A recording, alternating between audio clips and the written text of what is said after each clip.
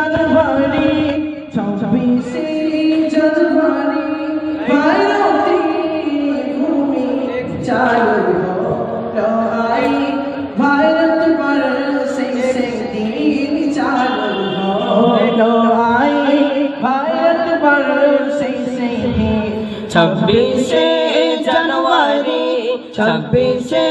জানুয়ারি ভারতের ভূমি চালু হলো আইন ভারত বর্ষে সেদিন চালু হলো আইন ভারত বর্ষে সেদিন 26শে জানুয়ারি 26শে জানুয়ারি ভারতের ভূমি